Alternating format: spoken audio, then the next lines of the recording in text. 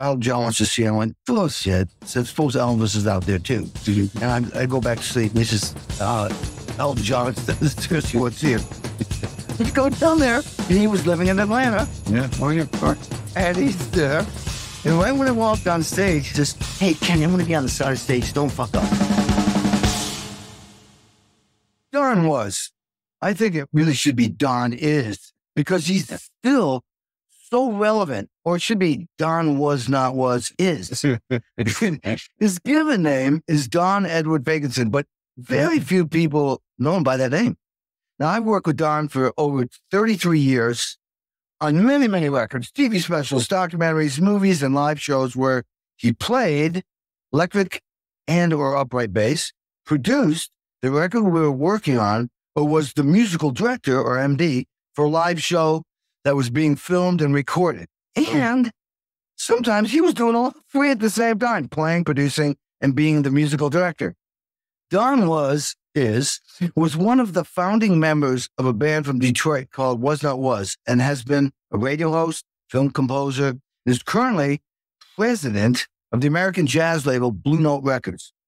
He's still producing records and has been on tour with Bob Weir and the Wolf Brothers, I love that name, since 2018. There's literally no other person in the universe that handles all of this at the level that Don does. And here's another name I think for you. It should be called Don Does, because he does. The first time I worked with Don, he was producing Iggy Pop's Brick by Brick record. And one night, he left the session to go to the Grammys in Los Angeles. And Preston all of a sudden, it's like, he's on TV. Our producer, Don, barefoot, with the afro and the glasses, is winning 2 Grammys. One for the album of the year for Bonnie Raitt's record, Nick of Time, and the other for the B-52 song, Love Shack. We couldn't believe it. We didn't see it coming, and probably neither did Don. Don didn't see that coming. Anyway, he's won 6 Grammys in total, been nominated 11 times, and has sold nearly 100 million records worldwide with a variety of artists. I mean, he also has won San Francisco Film Festival's Golden Gate Award for a documentary about the life of Brian Wilson, the British Academy Award for his work as a composer for Best Original Film Score for the movie Backbeat, and an Emmy Award for Outstanding Music Direction for his work with the CBS special, The Beatles, The Night That Changed America, which, thank God, he asked me to play drums on that. And to this day, it's probably one of the greatest moments in my career. I mean, playing with Paul McCartney, Ringo Starr, my heroes, I was that high. He also served as musical director and or consultant for several motion pictures such as Thelma and Louise, The Rainmaker, Hope Floats, Phenomenon, Tin Cup, Honeymoon in Vegas, 8 Seconds, Switch, The Freshman, Days of Thunder, Michael, Predator, crazy name, Boys on the Side, Toy Story, and The Paper. And the cool thing for me is he hired me to do most of those soundtracks. I love it. I haven't heard those names in a while.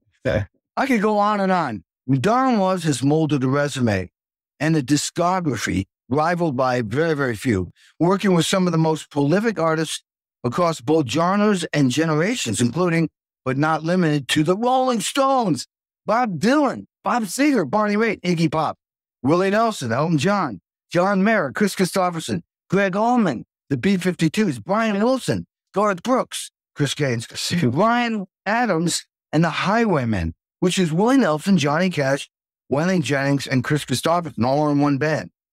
But Don's biggest attribute, in my opinion, is his ability to make everybody in a room feel loved, respected, and important. He listens, and he's patient. He's the coach, and he's the player, the general and the warrior, allowing everyone to lead when it's their time. He's a genius at surrounding himself with super talented, hardworking, serving team players. When you think about it, teams win Super Bowls and World Series, not individuals. And Don knows that better than anyone. So he assembles amazing teams for everyone to project and make this project incredible. I mean, that's brilliant. Don, did I leave anything out? Yeah. I think that's the whole show. Next week, folks. Don, you're the coolest, man. I mean, that is really, I'm serious about that attribute because, I mean, you know, I've been in sessions where a producer can be really uptight, and it affects the mood. Yeah. I mean, you got to feel safe to take chances without repercussion. You got to be willing. You got to feel good about jumping off a cliff that people are going to catch you. Yeah. So that's and it should be fun. Anyway, I don't want to have a bad time. It's part of it's selfish. I want to have fun.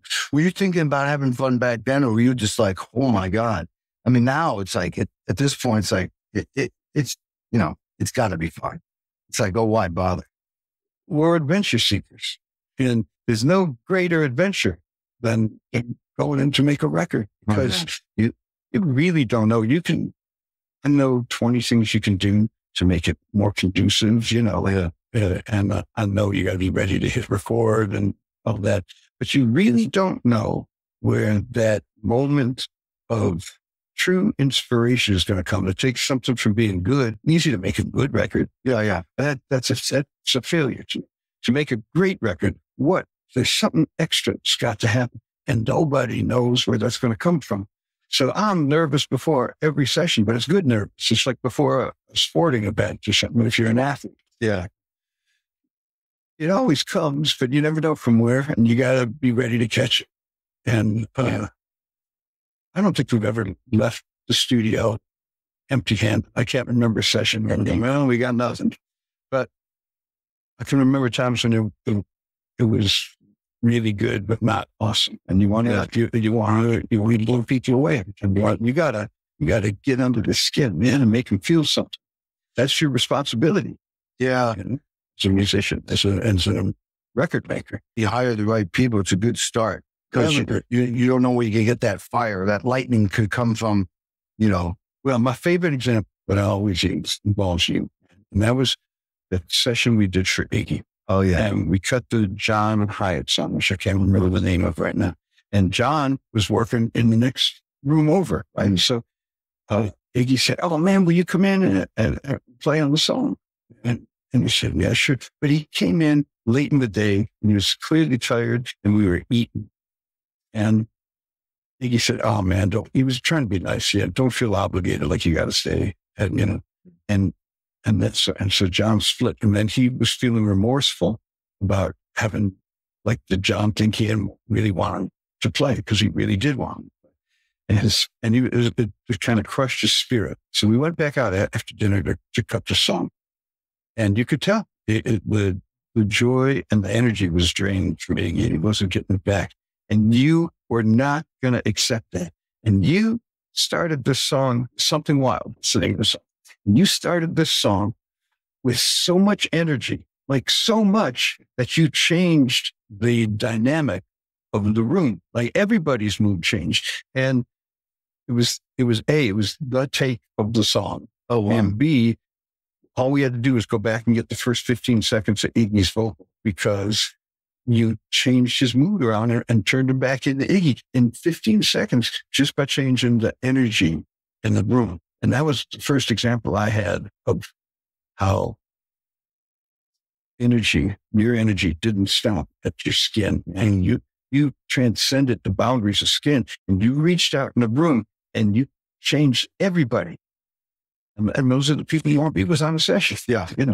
That's cool. That's what you hope. I mean, I wasn't calculating it. I just never say die. I wasn't going to see, I probably noticed that everyone was flat. I just wasn't going to have it, You were not accepting. I think that session, like, with times I was wearing no shirt, duct tape my headphones onto my head. And I remember it was Waddy Wachtel and Charlie Drayton was playing bass. I remember Waddy turned around at one point, Mr. Les Paul Marshall, just, the boys don't want. I says, that's a goddamn record, what? What's wrong? No, man, the bleed through on that record, like Home, which was the single. Yeah. And he was sitting right across from us. He was sitting right across from me, and you were playing really loud. Yeah. And he did a live vocal, and then it was just meant to be a guide vocal, but there was so much drums in his vocal mic that we thought, well, we better cut the vocal again. When we cut it without drums, but when he overdone, it went flat because the room sound of your energy propelled the track. So we had to go with the live vocal, and it sounded, and that's where all the magic happened. See, I was pissed and vinegar. I did the story, man. This is great. I love it. It's the first time I heard your voice. Hey, Kenny, stop.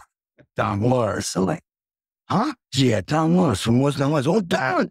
I was just, hey, man. And you were telling me, I got this Bob Dylan record. Would you like to play it? I went, what? Yeah, Bob Dylan. Then you call me back, I don't know, a couple of days later, just, yeah, Bob's not doing it now because he's on tour. Correct me if I'm wrong, but I got this Iggy Pop record. And then you just flipped them, and it was like, Iggy Pop. And I'm like, are you kidding? And then you wanted me, I had never met you, so you wanted me to come down to the record plant. So I go down to the record plant. I'm kind of all hyper and like, oh my God, I can't believe I'm doing Iggy Pop. And I go off to Sweet Pea, and who was the other background singer? Sir. Can I tell you what happened? That's not what happened. Here's what happened. Here's what happened. You came into the studio, and I met you, and we went. I did meet you first, but I didn't know it was you. No, exactly. I didn't know it was you. We were sitting and talking for 15 minutes, and I've been thinking, wow, this guy is like my brother, man. I just met him, and I feel like I've known him all my life. And I could see after about 10 minutes, you're getting a little edgy. And you said, well, when's Don getting here? What are you talking about? And you thought, because you knew that it was not was, you'd seen the videos, and you thought Sweet Pea was Don Morris. Yeah. Right? Well, you remember when the Sweet Pea, so you done with, I know Don Morris. I know Don was Malabar. And then I'm like, oh my God. And I remember looking over you, and you were laughing your ass off because you saw the whole thing. It was. I thought you were a black man. I didn't mind being confused with Sweet Pea. That was the thing. Sweet Pea was, sweet for him because he was the guy I wished I was. Oh yeah, he was he Mr. had the Cool. voice I wished I had. Yeah, he was cool. I wished I had his coolness. He was the coolest, man. Yes. He comes on tough, but he was the softest, sweetest man in the world. Yeah, that record. And then, sure enough, then eventually we do the Bob Dylan record, and you're gonna have to tell me this way. So you were challenged. How were you challenged on that record? Because it was like I was the only guy who played on every session, but you have some story that's like he was. Yeah, tell me, he was kind of messing with you, and so you went. I don't know if he's messing. I think he wasn't totally together to make an album. He hadn't organized songs for right. And he was working on the Wilburys at the same time. I didn't realize till after we're done, right? So I said, well, let's get together, man, and sing songs. And he said, no. I think no, because he didn't have them. Right. And I tell you what, we'll make a pact here. I'm not going to tell you who's coming into play. That's it. And you don't tell me what song. That's correct. So we surprised him every single day. Surprised me too. Oh my God. Every day was it. And I should say, it wasn't it was like a day, and then we'd be off for a week, a month, maybe. Yeah. The first session was Stevie Ray Vaughan. Stevie Ray and Jimmy Vaughan. And David Lindley. Yeah, David Lindley. I should add, that was in January. Yeah. And, Stevie Ray Vaughan. Yeah, that was that year he got in the plane back. Yeah. That was incredible. That was you and me and Jamie and the whole group. Yeah, Jamie. What's that song? Wiggle, Wiggle or something? Yeah. Okay. So I'm just like a little cat, and all of a sudden Bob goes, first of all, he was 2 hours late. I'm sitting in the control room. All of a sudden somebody taps me on the shoulder. I turn around, it's Bob Dylan. He goes, Kenny, Bob Dylan. He turned around. That was the only words I had with him the entire album. He was kind of like holding back. And so, but then he goes to the piano and he starts playing. And I went, jump on the drums, Kenny, jump on the drum. I'm the only one in there playing with him. All of a sudden, was Ed Cherney mixing? Yeah. Ed was smart enough to hit record. Yeah. Hits record. And all of a sudden, all the other guys come flying and all you guys come flying in because we're playing. Yeah. And obviously that wasn't the tape because, but then we did it right away. And that's the way it worked with Dylan, right? Yeah. Well, you got to be ready to roll with him. He's a master of feel. Right? He knows when it feels good. I'm not quite sure how you get there. Because nobody, it's saying it's an adventure. And you come in hoping to catch it. Yeah. But when he's got it, you gotta roll, take and capture it. Yeah. With a very short time, you win 2 Grammys, you're doing Iggy Pop, Bob Dylan, then all of a sudden the phone's ringing. You hire me to do Bob Seger, who's the god of Detroit where you grew up. Then Elton John. I forgot about it. Something when I was driving here, I made a list of the records we made like back to back. You can remember? I forgot Elton. But I got Iggy Pop, Bob Dylan, Michelle Shock. Yeah. That was a really good record. Yep. Neil Diamond, Bob Seger, B.B. King, Delbert McClinton, Glenn Frey, Johnny Clegg, Garth Brooks, did that whole rhythm country blues album. That was insane. That was insane, man. Dude, that's a good thing they had budgets. That's the Al Tuller was the producer, and we would Conway Twitty's last performance before he died with Sam Moore doing a rainy night in Georgia, and they're improvising about I'll see you in heaven and stuff. I still see Sam Moore. He's like, that was incredible. B.B. King with George Jones. It was basically Nashville and Memphis coming together, those two worlds, right? Soul singers and country singers showing that the scope of human emotion is the same for everybody, that the differences between soul music and country music, and therefore the cultures behind them very slim differences, had subtle nuances and phrasing, really. And at first when we started the record, the first one we cut was Gladys Knight, still Motown song. Right. And it was like, it's just going to work. And then after like the first 10 seconds, of course this is going to, and it was easy and it was fun. But I remember one afternoon we did Travis Tritt and Patti LaBelle. Yeah, in Nashville. And then the same day we Little Richard.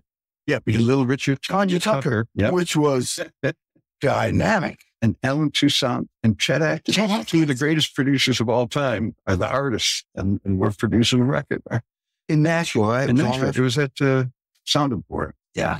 Then we went to New Orleans, did Aaron Neville and Trisha Yearwood with Film Cruise, That was a PBS special. It fell between the cracks of all radio stations. It was neither country, nor was it R&B. Did it get played? It didn't get played that much, but the PBS special, it sold like 4 million records from PBS playing during Pledge Week. PBS has done some, they made Joe Bonamassa career. Yeah. That's an incredible story. PBS, wow. There's more. Another one was on that one was Mavis Staples and Marty Stewart. With Papa Staples. Yeah. Come on. It was Wait, yeah. Yeah, which is Staples' song in the last waltz. Yeah. Yeah. Anyway, I didn't hear this. How good.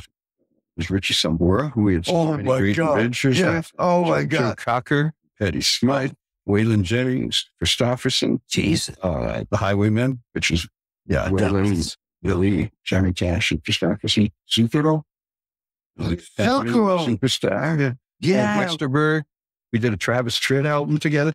And that's just what I could remember at traffic lights. I forgot about Elton John. And Travis Tritt, I was flying in and out of a folk detour.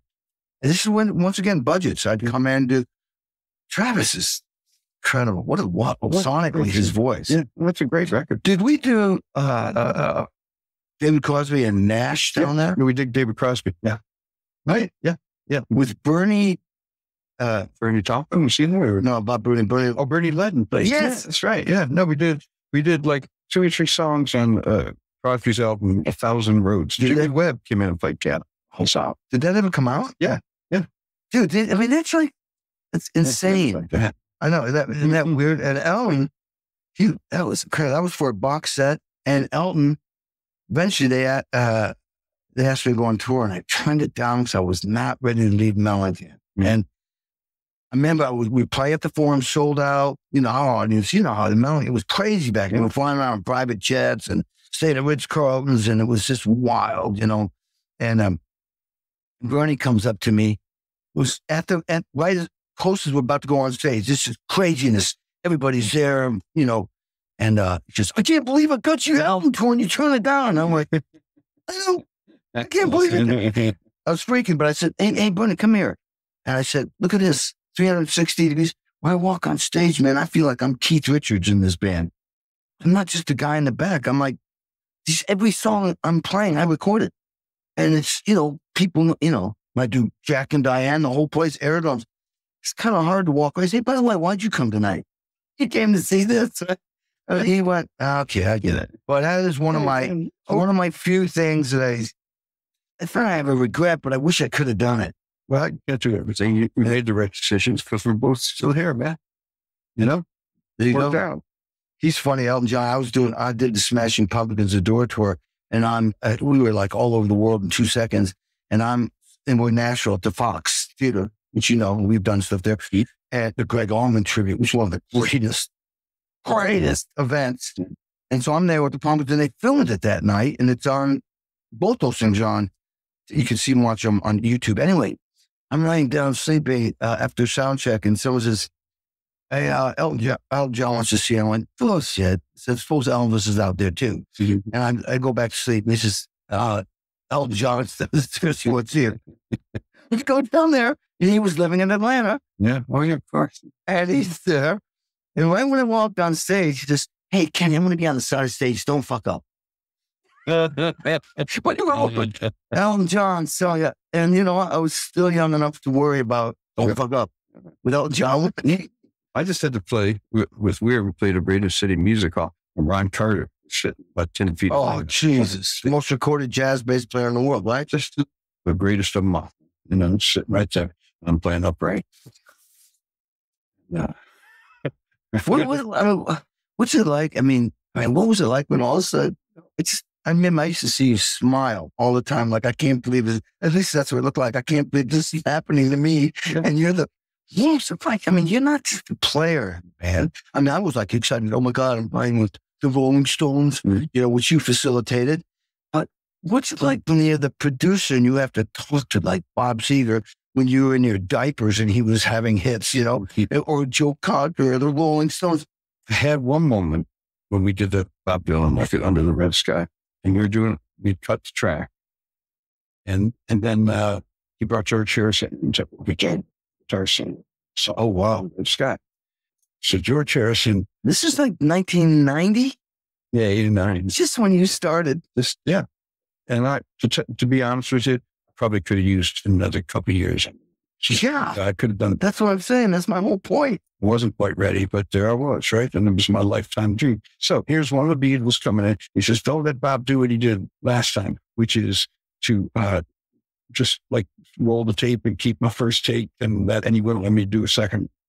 I said, all right, don't worry. But Bob heard that. So Bob made Ed Cherney get up out of the engineer seat. He sat down at the auto locator, and he didn't play the song for George. He fast forwarded to where the solo was. He said, okay, play. Didn't tell him he'd never heard the song. Didn't tell him what key it was in. And George hadn't tuned his guitar. And George was like scrambling to play something. And all things considered, it was pretty decent. It was out of tune and stuff. Did you keep that? Bob said, okay, that's great. Thank you, man. And George was like flabbergasted. He wasn't going to let Bob do it, bite him twice. So he said, he turns to me and he says, well, what do you think, Don? And Bob Dylan goes, yeah, what do you think? And time kind of froze. It slowed down, and their voices just rolled into reverb. And when I flashed on the time that I was going to sell my car so I could go to the concert for Bangladesh, Madison Square Garden. Now these two guys are sitting as close as you are, asking me what I think. And I was terrified, how do you, and then a voice like went off in my head, and the voice said, he's not paying you to be a fan. That did it. So I snapped out of it. It was only like a second, but it felt like, I was sitting there for 20 minutes, right? Freaking out. And I said, well, it was good, George, but I mean, let's tune up and see if you beat it. And George said, thank you. Gave the chair back to Ed. So we did. And what I learned from that was tell the truth, but don't be a dick about it. Treat musicians the way you'd want to be treated. Musicians are a sensitive lot. if you start thinking that people don't like what you're playing, it's start to rot the performance. So you have to keep it positive, keep it fun, and be encouraging. That's one of your biggest skills, is that you have these incredible communicating skills. You understand people, and it's people skills. But like, in our business, musicians are not the average, with emotions, and that's what makes them special. But on the other hand, you could blow a whole session by pissing somebody off. Just, I've had it happen to me, man. You had it? I have had it happen to me. Just where I was playing bass on something, I can't remember. I think it was my own record. The take finishes, and there's nothing. Like silence. And then a long pause, and then, let's try another one. No direction. What did I think? I thought that was. Is this when you're out in the room? Yeah, I was out in the room. That's the worst thing. It's the worst thing, right? The worst thing. So that pretty much, it cost me, I lost respect for the producer. Yeah. At that moment, so, oh yeah. This guy's probably ordering food. He probably wasn't paying attention, but he had nothing. No, he couldn't direct me. And so I made it a point. Well, I like to sit in the room with the musicians. Yeah. Right there. We can talk to each other. But if I have to be in the control room, I like to ride the talk back button so that it's conversational always. And at least let someone know that I heard what they were doing, understand what they're doing, some direction. I also run them and say, try another one. Let's try another one with this, Man, I feel you on that one, man. I'll tell you what, that will drive me nuts when you just poured your guts out. And I noticed the big transition when it went from tape to Pro Tools, because the people that started using Pro Tools and budgets went away.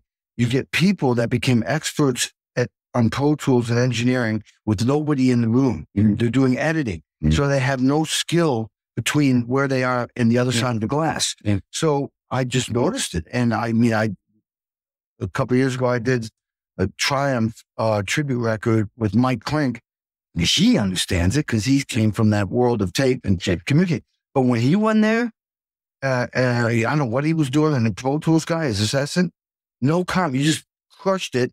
Or you just gave your gut out, you gave all your emotions out in that tape. You want to hear somebody talk to you immediately. And that will kill a session faster than anything. Well, great. You know when you got to the place of truth, where you stopped thinking about what the chords were, what the beat is, or what the meter is, or whatever. And it just started flowing out of you without thinking. And it was relaxed, and you were in there, and it was expressive. That doesn't mean it was necessarily perfect, but when you hit that point. Yeah. And if other people were supposed to be charged, don't hear that. It's deflating, and it's terrible. Quick way to blow a session. Most frustrating thing, and you're great at this, you just understand people, you understand music from all kinds of genres. You just get it. You should be a producer because you're great communication skills. You make people feel comfortable. You get the most out of them because you're just treating them, and from the human standpoint, you know how to get them to feel comfortable, and that's where the genius, it bubbles up under, the water. And I mean, I can only imagine. I think it was 1994 was the first time you worked with Rolling Stone, which is only 4 years after you got a Grammy, and all of a sudden now you got the Rolling friggin' Stones. And okay, this is the second. Bridges to Babylon. This is a crazy time for me because I am rehearsing with John Fogerty to go out on tour to do the Creedence catalog that he wouldn't do for 20 years. You know the story, how he wouldn't play. What is that story? He and Bob Dylan and George Harrison were playing at the Palomino or something? Do you know that story? And everybody doing one of their songs, and John said, I don't do my song. And it was either Dylan or George Harrison said, dude, if you don't throw part of Mary, they're going to think Tina Turner wrote it. It sounds like a Dylan thing. And that's John went, ding. Anyway, I'm doing John Fogerty rehearsal from 12 to 6. Then I drive over into the Valley and do Roy Bitten's producing an artist from Boston from 7 to 11. And then you had called me up, or I called you up, because I was in town. I said, hey, man, come over to Ocean Way. So what's going on? I says, I'm producing the Stones again. So I show up at midnight. First time I ever showed up. And they're just getting started. Getting started. All right, so Kellner introduces me to Charlie.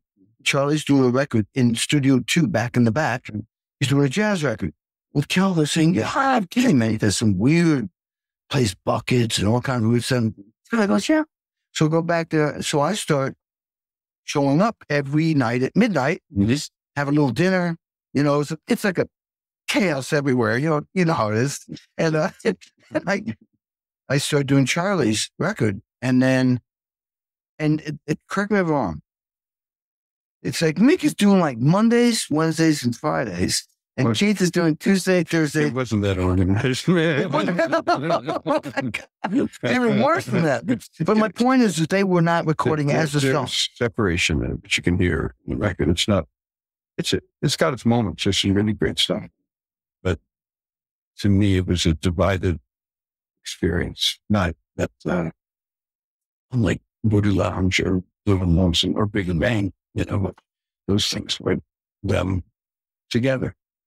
When we were doing Bigger Bang, we decided we'd do it real low key. So we went to this place in Mix in the countryside in France. And it's just, it's Chris Sharma, who was engineering at that time, me and Pierre, guitar tech. Yeah. And Mick, Keith, and Charlie. That was it. No assistants, no friends, no nothing. Wow. We were focused on saying, and we were eating meals together. So at night, I was reading Phil Jackson's book. Yeah, the basketball of Sacred Hoops. Yeah. And it was about his experience coaching the Bulls and was comparing it to coaching Kobe and Shaq.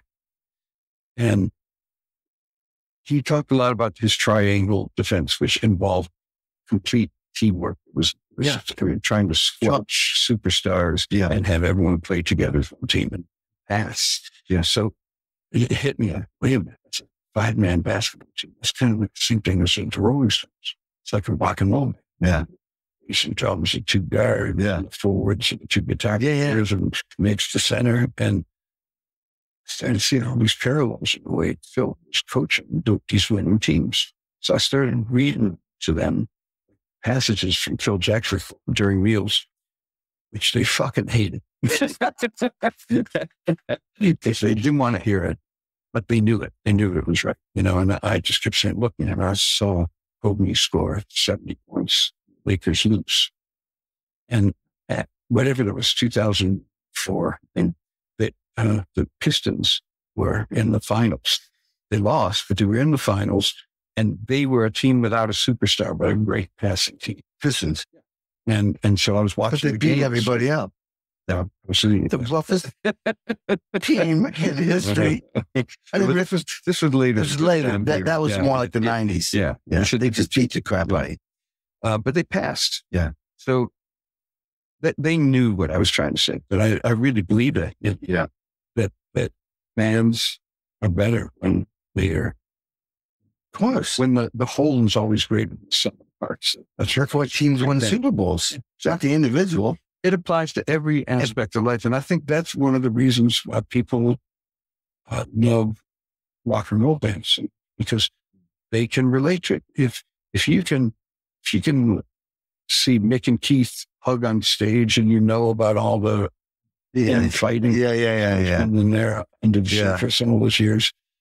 And yet they still love each other and they still go out and play together. That sends a really strong message to people. Yeah. In a divided society like this. Yeah. But man, at Red State, Blue State, come on, man, we're all brothers. Let's get in there and work together. And that's the thing. Or even just on your family level, man. Yeah. If Mick and Keith get along, man, I can call my brother and make up, you know, haven't spoken to him for 30 years or whatever. You know, you see this. It's a great, it's a great example. It's a universal language. Is people communicating, connecting, even if you're not conscious of it. I think you go like, I know that feeling. Mm-hmm. You're absolutely right. It's just I'm just saying it a different way than you did. That's heavy. I mean, there's so much about music that's just amazing. That Stones record. I mean, the Bridges of Babylon and you guys had all kinds of people like Waddy was there. Yet Stones brought in all kinds of people for inspiration, right? With quote unquote inspiration. There were a lot of people there. There was a lot. I remember you told me, you said to Mick, why don't you get rid of all this jingle? And this is the way the Rolling Stones world works. And, I didn't argue with him. We came up with something. It's a pretty good record. And there's some great things on that record. My favorite thing I ever cut with them is on that record. It's a song of Keith's called "How Can I Stop?" And we cut it in the last hour of what we thought was the last session. It was about 4 a.m. In fact, Charlie had a car waiting in the alley. He was going to take him to the airport. He was going back to London while we were done, right?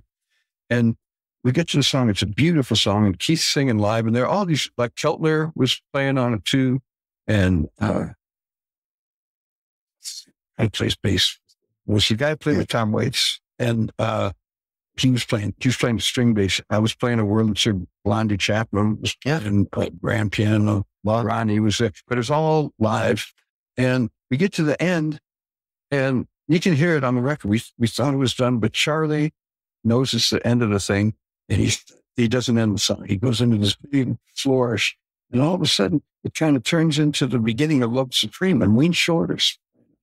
So Wayne was out into this whole other thing that's an adjunct to the song, and it builds to this crazy climax. And I thought, while we're doing that, I thought, oh my God, this is the last song the Rolling Stones are ever going to cut. This is like the coda to this album. I just had a feeling like this is the way you end the rise, the whole thing. We were back recording a week later. Yeah. Washington. Let's chart from just 30 years ago. It's far from the coda. Move on. But it was the coda to that. Yeah. And in terms of, it's the last thing you hear on the record. And that's my favorite thing. Wow. How can I stop? How can I stop? Just start. You told me this, I think. You saying like, hey man, you told Mick, hey man, right?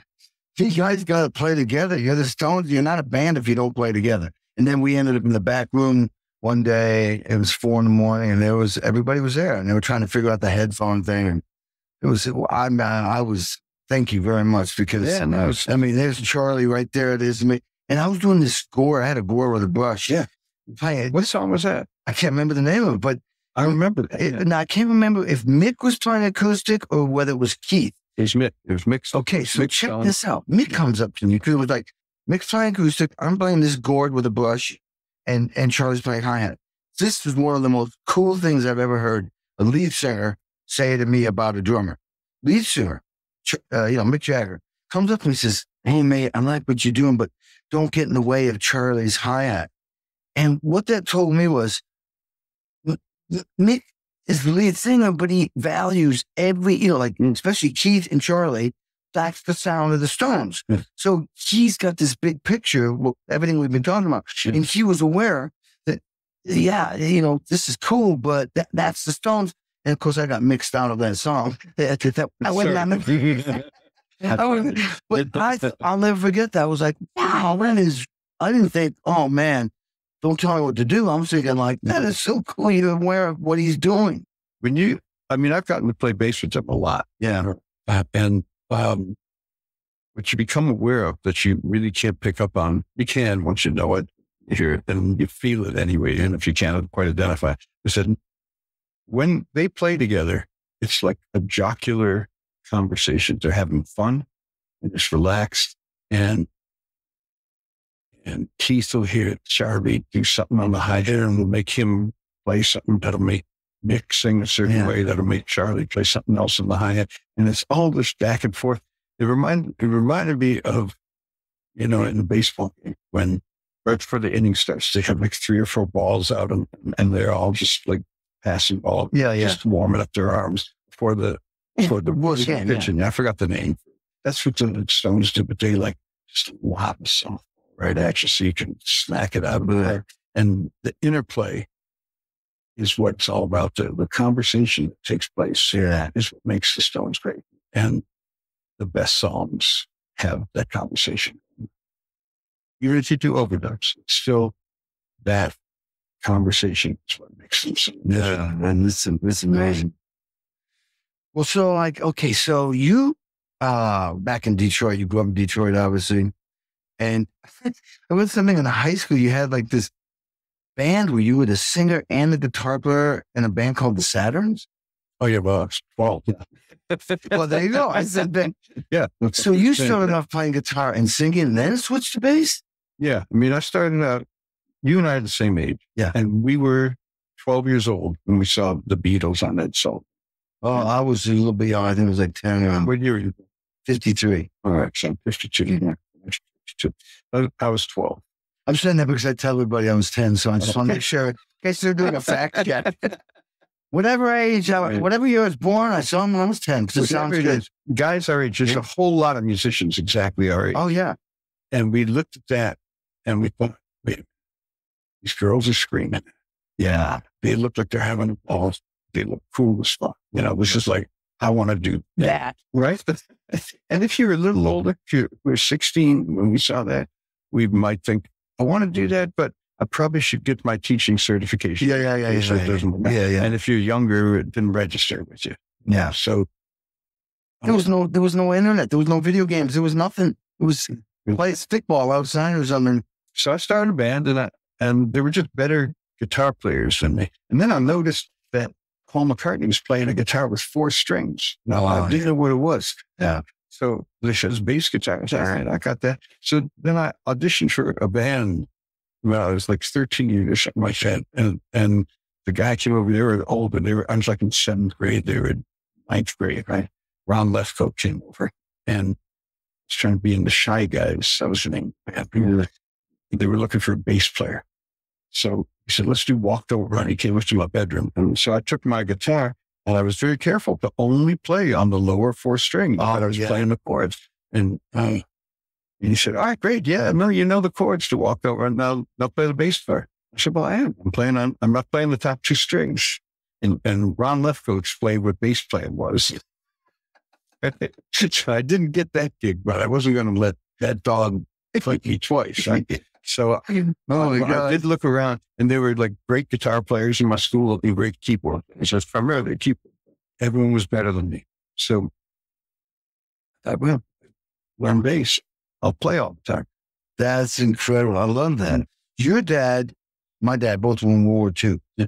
Okay, so I respect that whole generation, and I'm so grateful that my dad experienced that, because there was discipline, a foundation, there was respect, there were rules, but yet they were liberal. But I was going to ask you, did you have any conflict with your dad? Because here he is, infantry guy, fighting for the free world, and all of a sudden you're protesting Vietnam and dressing up as a hippie and rebel, and you're going into music. And did he ever go like, hey dude, how about, go into business or go into something else? Was there ever that? No, my folks are great. Yeah, my dad was just cool and accepting. He knew it was a risky business. And I had a rough time getting started, and I didn't really have any real success till I was in my late 30s. Isn't that great? Well, in retrospect, it's great. It wasn't so great at the time. And he never turned me down on it. I needed loans. Back me. That's in condition. It's heavy, man. Yeah, he's great. So I always had support from him. I didn't have to, I mean, we would discuss Vietnam, never got heated. The thing is, when you look back on it now, when you read the history of the era, Lyndon Johnson didn't even know the truth about what was going on. No, the generals, the army, no one told him the truth, so they were just giving. I figured he knew exactly. No, he was misinformed about Gulf of Tonkin and all this, and he made these calls based on bad information that they were deliberately feeding to him. Yeah. So Lyndon Johnson didn't know. How did some 18-year-old motherfucker in Ann Arbor who just wants to throw rocks through the window know? So I believe in retrospect how we happened to come down on the right side of the issue. I think history very much acknowledges that. I'd known what they were talking about, and my heart bleeds, man, for all the kids who went there to fight. When I see them now, they paid a heavy toll. Yeah. What was your draft number? 69. Nice number. I like that one. I'd be proud of that one. Well, I'd say you got the best number in the deck. Did you just foretold great things to come. How did was that an exemption number? Like you can't go. No. How did you got out legally? I got out legally, yeah. You know what my number was? Not necessarily honestly, Well, I didn't want to go, man. I didn't want to go. Oh no! Well, at that point, it was long ago. At that point, it was just I was the last draft. Yeah. The one after yours. My number was 2. Now, and I have a twin brother. And the wild thing is, my birthday's March 7th. The first number that they picked, Nixon pulled it out of the ping pong ball, March 6th. And we go, whoa, that was close. Next one, March 7th. So, me smart ass, I'm singing to my mom, I'm in the army now. But my mom, that's not funny. So here's my point. Oh, you and your brother got the same number. Yeah. Yeah, of course. So we got papers. I had, John had surgery on his knee. So it was basically, he can't fight because his knee's a mess. I had allergies. We turned it into, I'm going to sneeze in the Viet Cong. I'm going to know who we are. I'm going to give away our position. It's really be not good for him.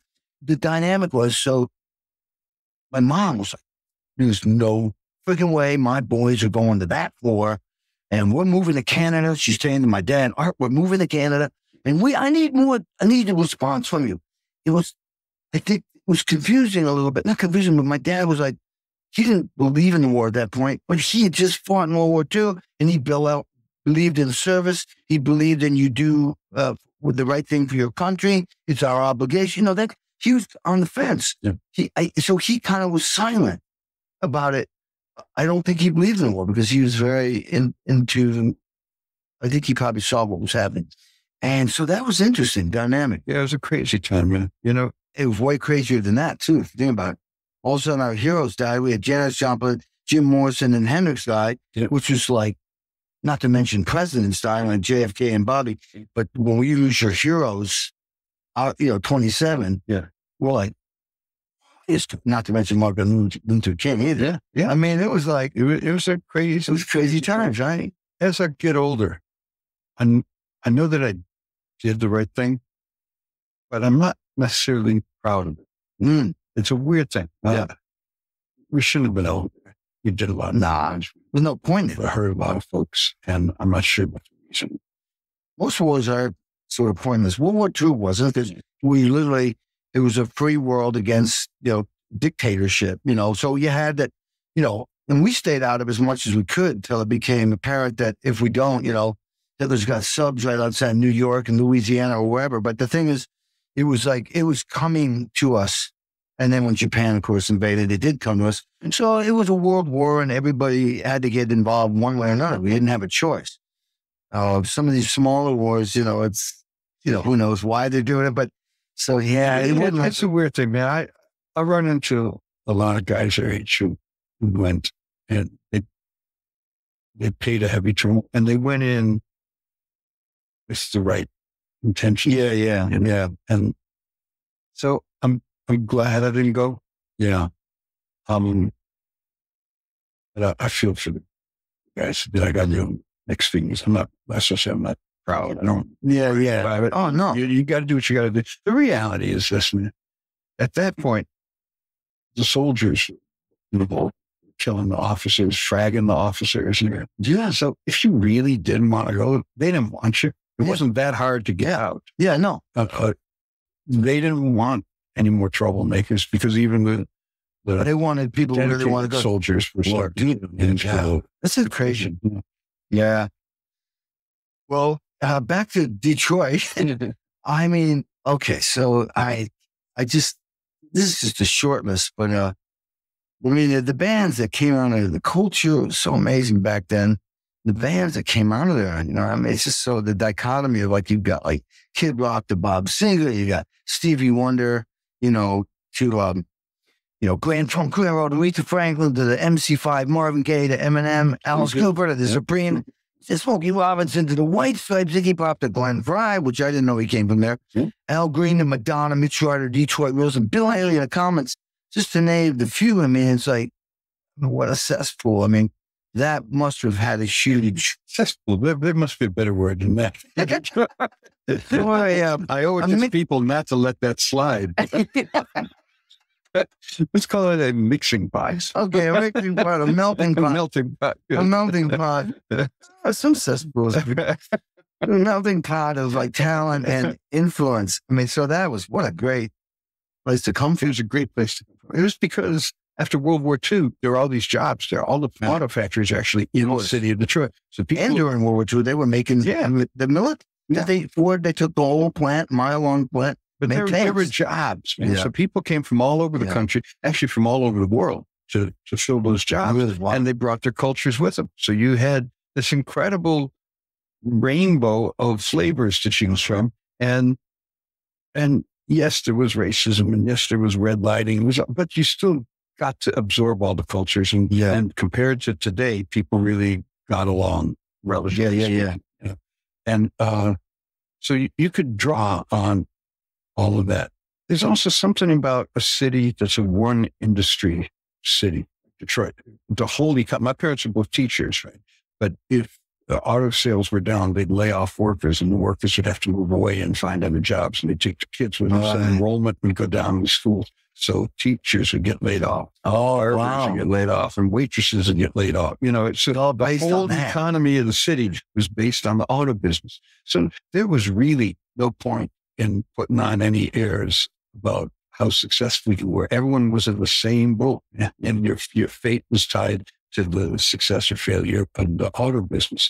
As a result, like I never knew anyone who went out and rented a Mercedes to impress people. I never saw a limo, man. I saw there was one maybe parked at the airport. I went through my whole childhood, never saw a limousine or anything like that. When everyone's in the same boat and there's no point in putting on any airs, you get a very honest culture, really honest. There's no reason to bullshit anybody, because no one's going to believe you anyway. You all run together. So the music reflects that. The music that came from Detroit, raw and soulful. John Lee Hooker, to me, is the epitome of what Detroit music is all about. But you can hear that in Mitch Ryder. You can hear that in all the Fortune records that made there. You can hear that. You can hear that in the Motown. You compare the sound of them and the feel of them to the New York R&B records. It's feel honest and real. The MC5, Stooges. Not to mention all the great jazz that came out of Detroit. Everyone from Yusuf Lateef and Joe Henderson, Donald Byrd and Ron Carter, Paul Chambers and Elton John. Wow. They were all out of Detroit? Oh, man. That was one of the things I discovered when I first got to Blue Note, was that it's a really inordinate number of Detroit musicians. There's not, the number two city doesn't, I think, is Newark or something. They didn't even come close to come all the people. Look at, just the names I mentioned. It's like, what? Out of one little place? Yeah. So I think it's because the culture was rich.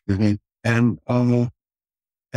also if you're in the middle of the country, you're like separated from trend and fashion. So you're not the game operator where people sit around the table and you whisper something, and by the time it gets around to the 10th person, it's turned into something completely different. That's what musically was happening in Detroit. All the fashionable music was coming from the coast. By the time it got to Detroit, it changed 2 or 3 times. So like Motown, one way of looking at it is that they were primarily jazz musicians, not R&B musicians, who listened to the New York records, got it a little bit wrong. Yeah, which is how so many great things happen. Yeah. Not just in Detroit. Turns into something else. You turn it into something else. And so being outside of the fashion centers, it made the music that came out of Detroit a little bit different, whether that was the soul music, whether it was the rock and roll, whether it was the jazz. Not a lot of country came out. Yeah. What about now? I mean, it's changed now. I mean, you still got Kid Rock, you got Eminem, you got this stuff, but it's not everything changes. There are all kinds of bands. I spend a lot of time there, and I love it there. And it's still got the honesty and the grit of a real place. That's why I like it. Did you go there more and more now? Yeah, I do live radio shows. Did you do live there in Detroit? Whenever I can. Yeah, that's tonight. awesome. I'm doing it live from. Sometimes you have to do it on the road, right? I've done it from. I did one from Cape Town, South Africa last year, using my hotspot on the. Oh yeah, on the phone. That must have made your bill look good. Bill, you've now run out of. So wow, what's that radio show? I haven't heard it. Is it just playing music and deep cuts? It's deep cuts. It's a wide range of stuff. What happened was I was in high school in the 60s, and there was a jazz drummer named Bud Spangler, and he had a show on the station WDBT, which is the NPR station. He had a show on at that time, and that was the only show where you could hear Sun Ra or Albert Idler or the deep Coltrane cuts, that kind of. Bud Spangler would play it, and he was a jazz drummer. He was a good drummer. And I just thought he was the coolest motherfucker around, so I vowed when I was, 17, so someday I want to have that show. Wow. So 5 years ago, I went out to dinner with a good friend of mine who's a DJ on that station, Ann Parisi, one of the great broadcasters in Detroit for a while. And I was just going on about how lucky she was to be on WBET. And I told her about my dream. I have a Bud Spangler show. I said, I would quit my job at Blue Note if I could have Bud Spangler show. She said, you don't have to do that.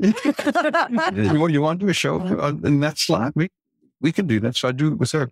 We've been on for over 2 years. And we do 2 hours, and I try to respect.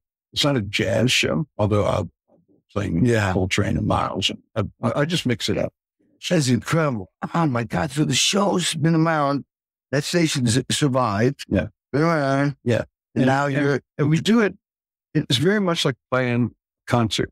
But for a whole lot of people, there's more people than I could sell tickets to listen to it. Right. That's the beauty. Yeah. And we do it live. We don't tape our bits and then someone edits them in. We play the records and listen to them while they're going down, like real radio. And we take calls and that kind of thing. So it's very community and real and live. And I just like it. And you construct it like a live performance. I try to think about building. Yeah. The song selections like a show. Yeah. Well, what do you do when you're in Cape Town? You don't have a record player there. I mean, we do it. We do MP3. I'll just send you a file. If I'm not there, even if I'm there, she runs the board and she does these great crossfeeds. She live by, and we look at each other on Zoom. We're great friends, so we have fun. And we just it's so cool, man. Yeah, I love to. So obviously Was Not Was you had all these bands probably, and all of a sudden you create Was Not Was with David. Mm-hmm.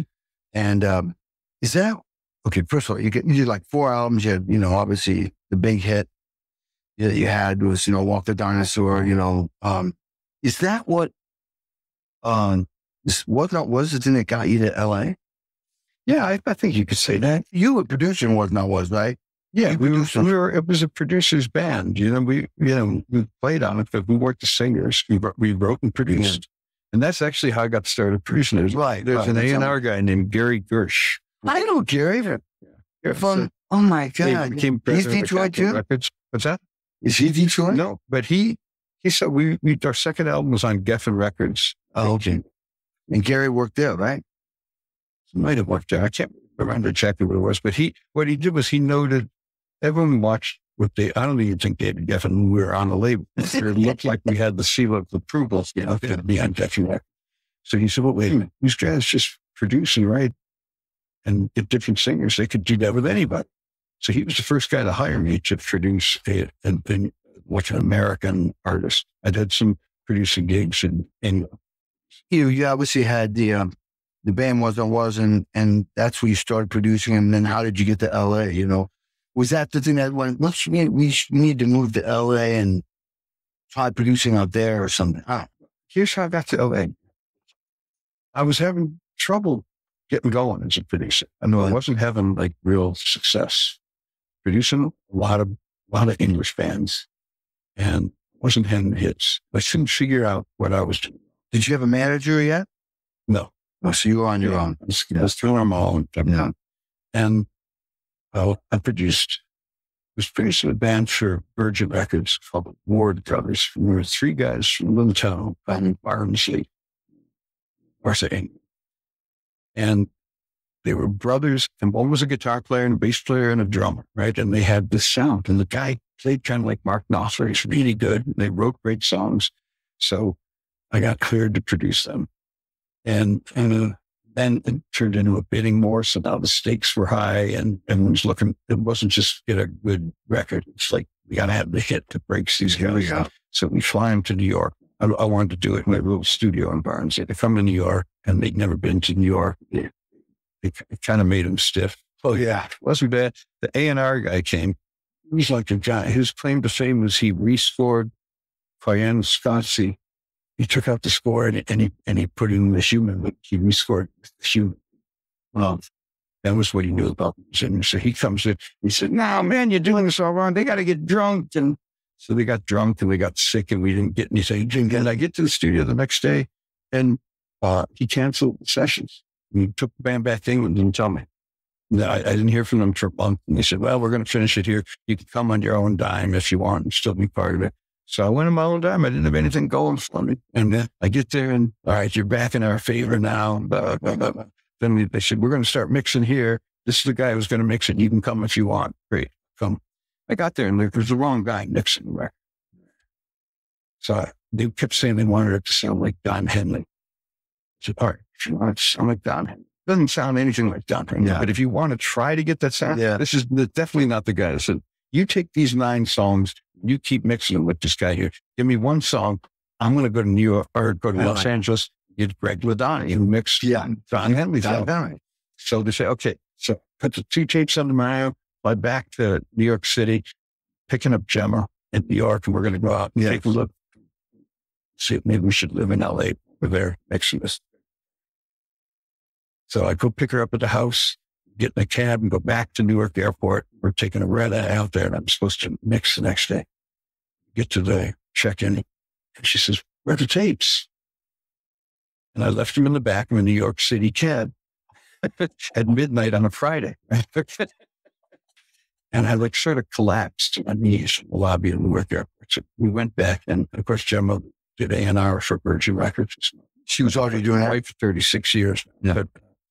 So she was already doing that. So she was able to turn up a tape that had everything but the drums. What tape did she get?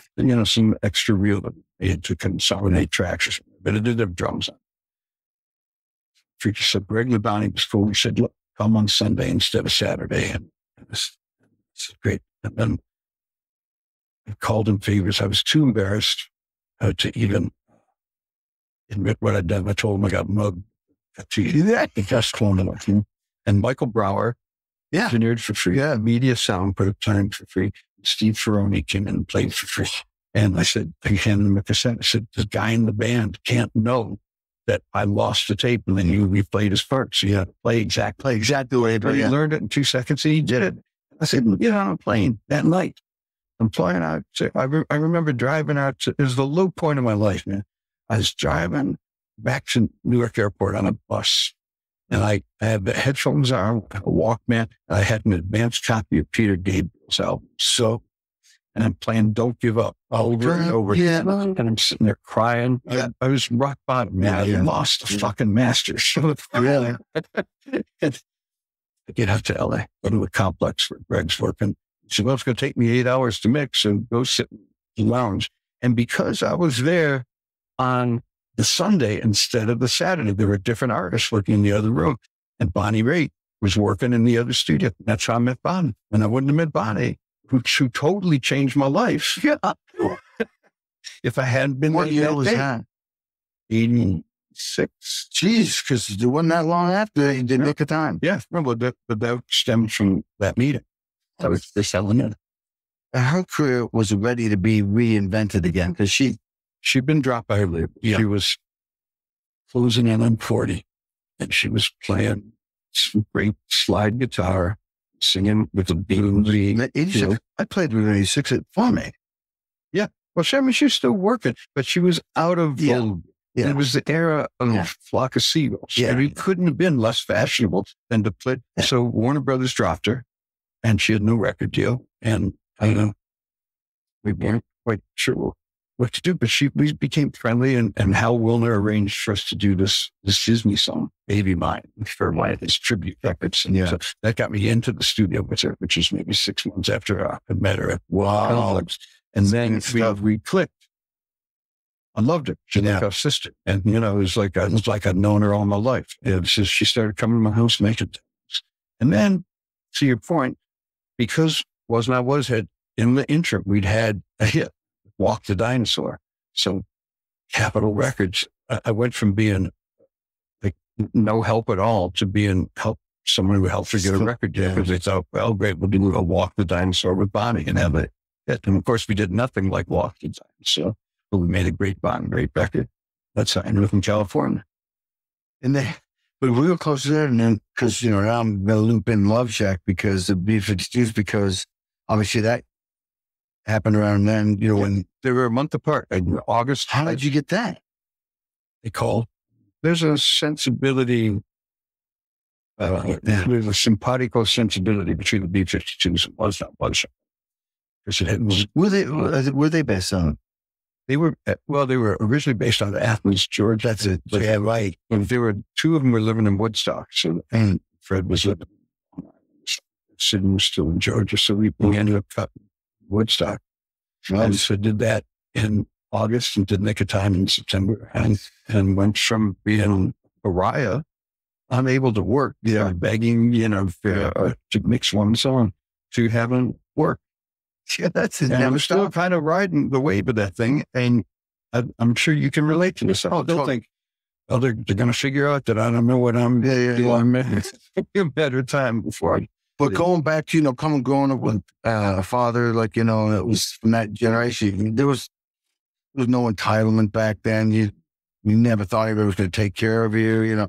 You got that discipline and once that's in your bone marrow, you never lose it. I still hear till 2 a.m, not because first of all, we enjoy what we do. We love what we do. First thing, purpose, it's coming from here, not here. It's a joyful thing. It's a loving thing. It feels good mentally, physically, emotionally, spiritually. Why would you want to do it?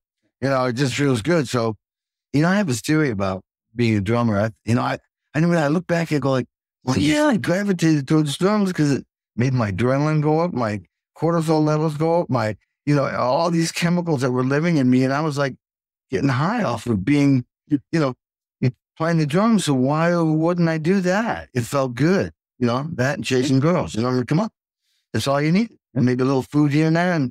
But that's what, I can tell that's why we do. But we got that discipline from a generation that they were trying to put food on the table, build up a family, and so you never lose that. That's it's a powerful asset. And the fact that it's fun is that's I just went to we couldn't have a reunion during COVID, so I went to my 52nd high school almost a year ago, and we're all 70 at that point, right? And some of these guys looked like they were 86. Oh yeah, I kind of hunched over. Yeah, and some of them are vibrant. They were the same as they were when they were in their 40s, right? The difference seemed to me on a very cursory kind of survey level, which that's scientific, but it seemed like the people who had spent their lives doing something that they loved and found to be purposeful and meaningful, helpful. That could be pumping gas. Pumping gas is a great service. Keep the country moving. Yeah, it's a great, absolutely. Yeah, but you just have to find the thing that gives you a sense of mission and purpose and fulfillment. And the ones who live the life doing that were in great health. I think I'll be 71 in 2 weeks. It's the best time of my life. I feel great. My health is good. I'm still strong. My mom told me something like this. Wait, when you get to 70, if you're healthy, it's the best because your physical and mental and emotional all come together. Yes. Hey, look, you're probably like me. You can't wait to wake up in the morning and do what you're doing. You don't want to turn the lights off at night because you're still digging what you do. It's like, God, when you look at all the things you're doing, I totally get it. It's like, why not do that? Why not do that? Sure, yeah. I got wine now. I got a book. Yeah, podcast, still rocking all over the place on tour, still making records. And I'm digging life, man. It's amazing. Well, I'll tell you something. And when I was struggling in Detroit, there was a point right around 1980s, right before things started. But right. I was just so far in debt. I was married to my first wife, had a young kid. Yeah. I was making $120 a week playing 4 nights. Yeah. Right. And I loved the gig, but it wasn't enough to get by. I was falling $1,000 a month behind. Yeah, the month. My dad helped me a little bit. It was rough. So I had to try to accept defeat, and I had to try to find a job. And I was unqualified to do anything. I made up all kinds of resumes, lied through my teeth, couldn't get anything, even saying I was qualified for something. It's a rough time. It was a wild economic. Those are gifts of depressed periods. Huh? So finally, I got a job repairing copy machines through the VISTA program, which is something that Reagan cut out.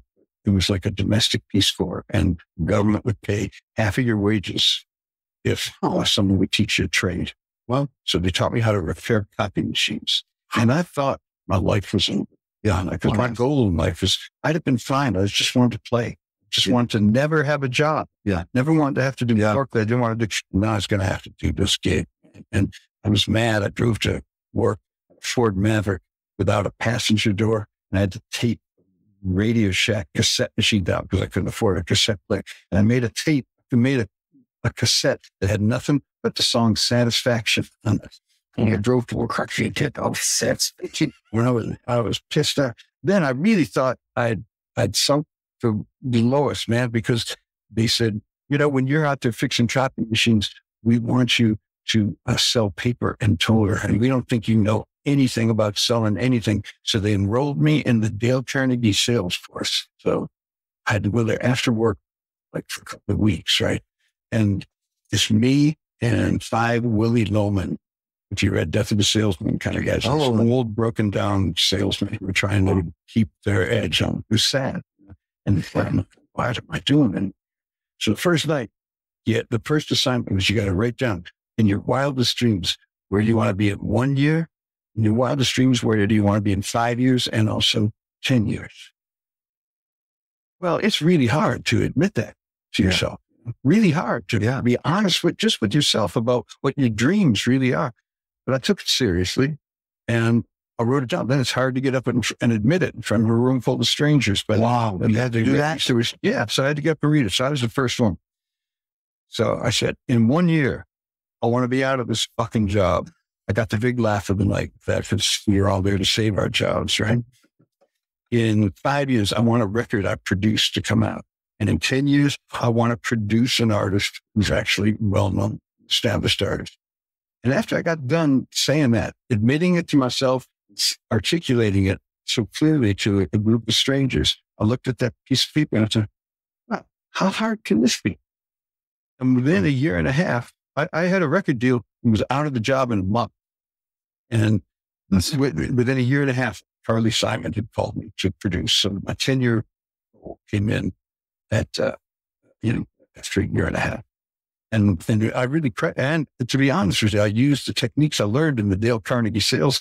There you go. So there's a gift in everything. It was incredible. So my whole life, the arc of it changed from that moment on. And the hardest thing is when you turn 40 and you've done all the stuff that you wanted to do. That's a hard thing when you have to readjust. All right. All my dreams came true.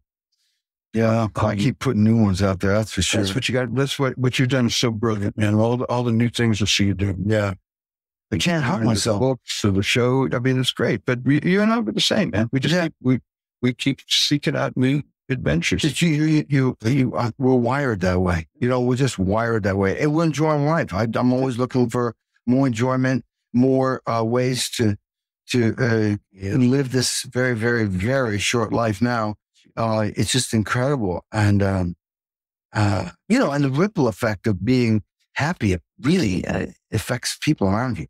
So all the joy that you've created, producing, bringing people together, all those concerts we did, oh my God, all those big concerts we've done with the Greg Allman tribute, the Merle Haggard tribute, the Johnny Cash tribute. Johnny Cash, we did all those Blackbird shows, Leave on Helm. Leave on Helm. I was talking to Grace Potter about that. Yeah. Oh, yeah. Great. Yeah. Yeah. I mean, these humongous. Didn't we do something with the Dalai Lama? Oh, you remember that? That was. We were stuck in. We did Leave on Helm and the Dalai Lama, and we were in a hotel room, both of us writing chart 50, 60 charts. Because we had to do both shows very close together. Yeah. We were on a day off. How you doing? I'm up to 38. Yeah. No, that's right. Yeah. And that was such a trip, man. For the listeners, we did a show. Someone had brought a bunch of Nobel laureates to Syracuse University, including the Dalai Lama. Yeah. And they were going to have a rally in the football stadium. And there was 35,000 people. And the Dalai Lama was speaking, and then there was a musical portion. And we were the band. We had to back up this really wide array of artists. It ranged from Engelbert Humperdinck to Natasha Bedingfield to who was the singer? The Winan, Winan, one of the Winans. Anyway, could be. Yeah, I mean, it was just David Crosby, Dave Matthews, Roberta Flack. Every song was like a different musical universe. It was a great gig. Yeah, and I think Near Felder. Was it Near Felder played guitar? I remember Michael. Greg Weiss was there. Yeah, Greg Weiss was there. Michael Bearden was playing keyboard. Yeah. There was another keyboard player. Who's the other? It was Chris Caswell. Yeah.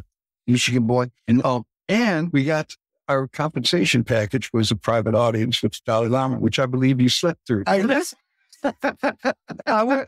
slept through. I was working on my charts. That's what I was working on my charts. So, do you remember what I felt so horrible that I went, oh my God, I don't want to put you on the spot. You remember? I said, oh my God, I missed it. You know what he said? I know what happened. It was a weird encounter. And you said you didn't miss it.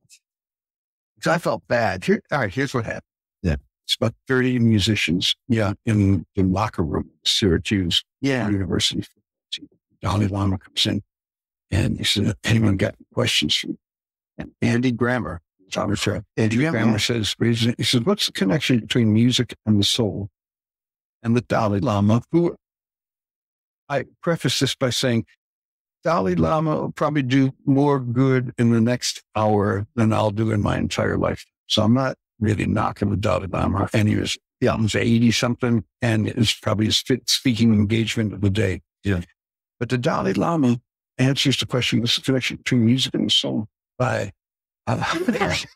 trash and music. He said, well, music's nothing. It's good for getting people into a stadium like this so you can talk to them about real stuff.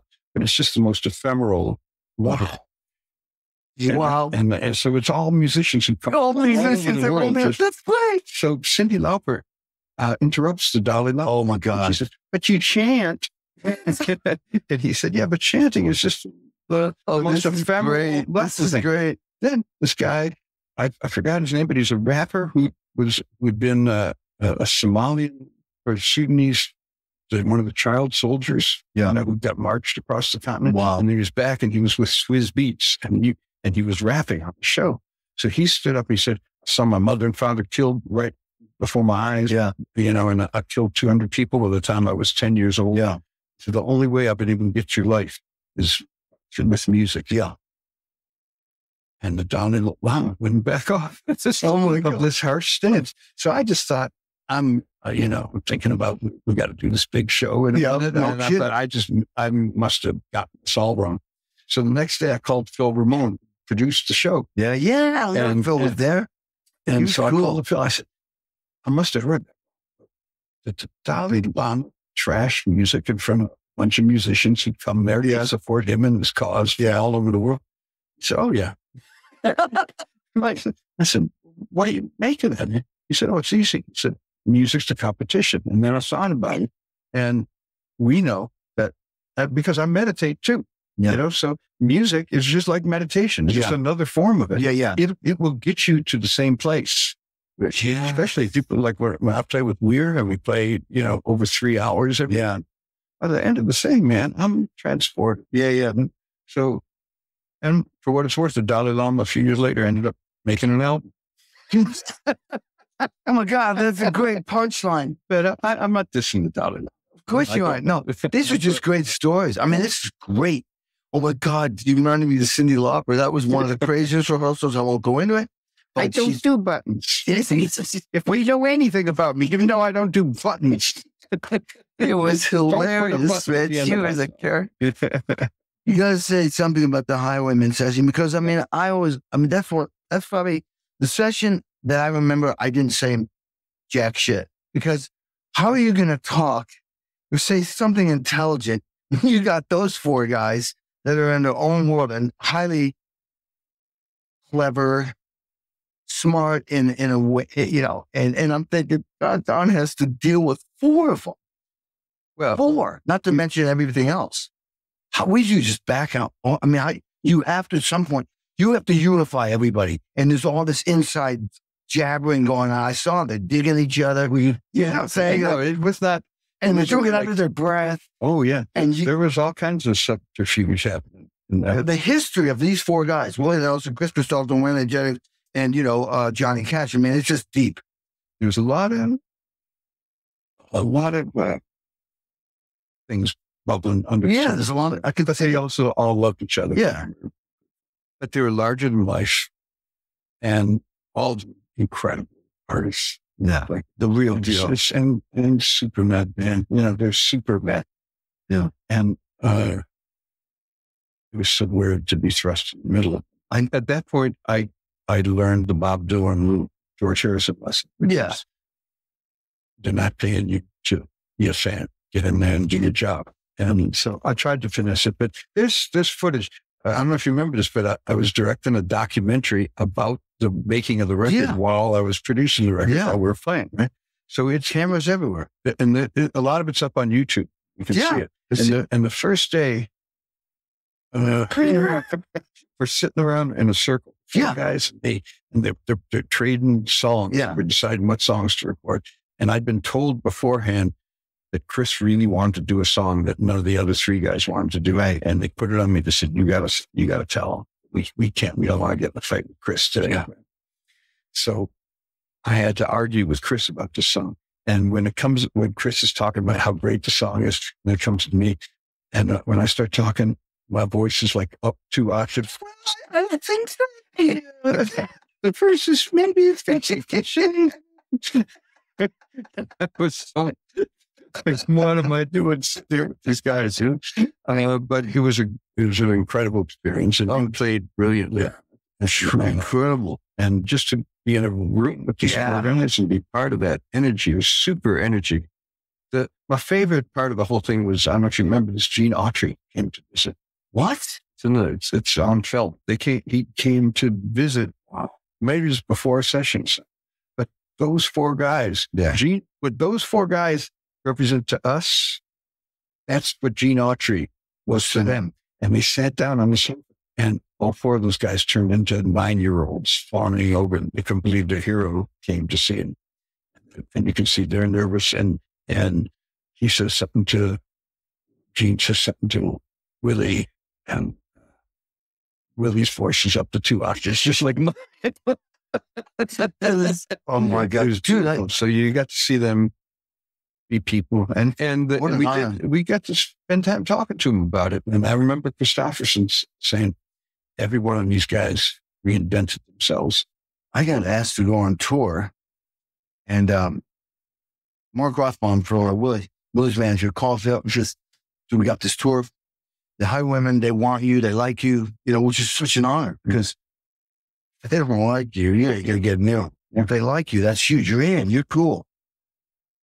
I said, what are the dates? I went, oh man, I'm supposed to be on tour with Mellencamp. I said, I'll call you tomorrow. Call him back next day. I said, just like Elton, I'm not ready to leave. And he says, oh, Marcos, let me get this right. You're saying no to Willie Nelson and Johnny Cash and Waylon Jennings and Chris Christopherson. My voice went out with, I said, dude, Mark, I can't, I'm not ready. And I'm thinking, I should do this. What are you doing? This is not one guy, this is four guys. And they like you. And I didn't do it. It was like one of those things. And my career has never been good since. Well, they had an incredible band. They had Chips Mormons, Memphis guys, Reggie Young. Yeah.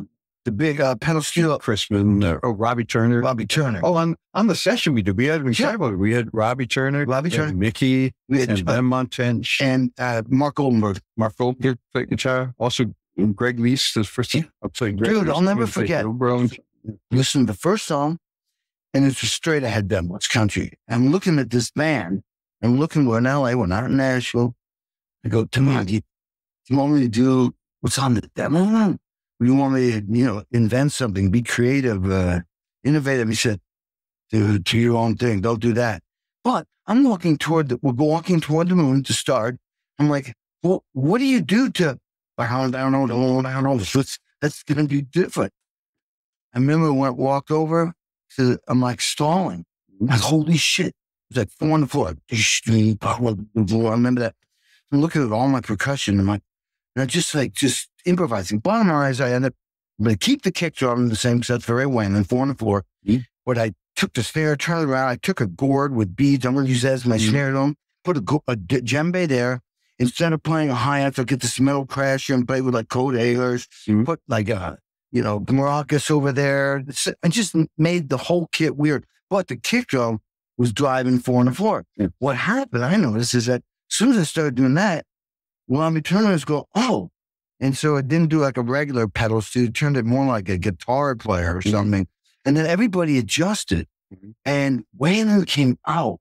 He loved it. He came out and he's doing this with his fingers. He's pacing.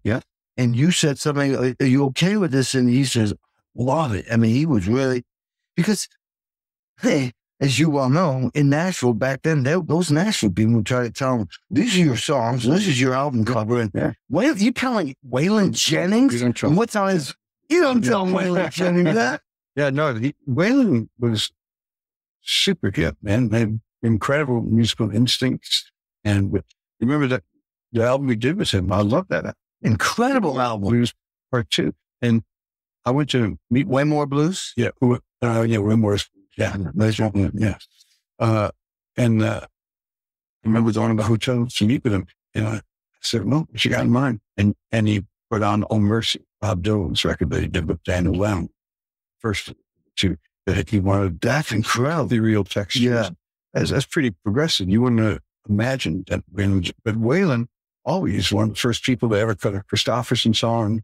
He cut Stone songs. Yeah, as a country artist, which well, he was a bass player from Buddy Holly. Yeah, he started off doing that. Yeah.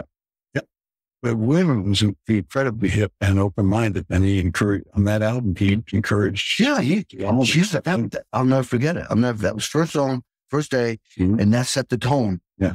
For the whole record. That was like a band coming together. Sometimes you spend a week and you're trying to find what's our direction. Yeah. Bam. Man, it was there. It was Michael Rhodes. You did? Or all my. Yeah. Oh, wow. Wow. Brilliant album. That was incredible. Yeah. Well, we're talking about the Highwaymen. He's talking about the Stones now. I still remember where I was. And I says, hey, Kenny, how's it to play with the remaining Beatles? I'm like, what? He says, yeah, man. And then you explain this tribute. Dude, that was insane. That was like, not only we played that, but we played Dave Grohl, played with Jeff Lynne, played with John Legend, Alicia Keys duet, Mayer and Keith Urban, Pharrell Williams, Brad Paisley, and McCartney and Ringo Starr. I mean, it was like, and you and I saw the Beatles on TV. This is life-changing, and now we're celebrating them, honoring them. I mean, what the heck? It was so deep, man. When I knew we were doing the gig, I took like a month where I stopped, and I got the Beatles multi-tracks. Oh, you sent me one of them. Yeah. You saved my ass because it was on something. Bulldog, just something. Hold on. There was just one thing. Something. Well, something. Yeah. There was some weird roll. Yeah. And I'm like, what is he doing? And you said, hey, I got the drum tracks on. And during the show, the camera went on Ringo and he acknowledged that there's no way in hell I would have known that he'd done that unless you had sent me. You sent it to me one night and I went, God, thank you. You made me look so good. I felt that if Paul McCartney and Ringo were going to be sitting right in front of us, but I thought, well, speaking for myself, I wouldn't be here tonight if it wasn't for them. Yeah, absolutely. So this is the chance to say thank you. Thank you for directing me into the best life I could have imagined, right? So I wanted to show real respect, and I wanted to play his parts correctly. So me too. So yeah, I got the multi-tracks, and I sat in my bedroom like when I was 14, except I had multi-tracks in my bedroom. Right? And I first isolated Paul's parts. First of all, Paul's parts are very, very, every note is, he's a genius. Genius. He's like the Mozart. Yeah. Rock and roll bass. Yeah. Mozart. Genius, alternate voices. It was part on something. It was absolutely symphonic. It's just genius bass player. So I wanted to get it all right. So I learned note for note what he played. Then I'd go check like later things, the band that he's got now, and see what was just peculiar to that night and what did he think the main things were to still be. Of course. So then I reconciled that. And then I took Paul out and I practiced with the Beatles and with the multi-tracks till I had those parts in turn. And there were a couple of them I was still getting wrong. There was something in some Lucas show that day and we got it right. Because Lucas was always, it was Lucas there. It was Peter Frampton. What a great combination. Rami Jaffe, you. Chris Caswell's a mile away with Lenny Castro, background singers. Judas Hill. Yeah.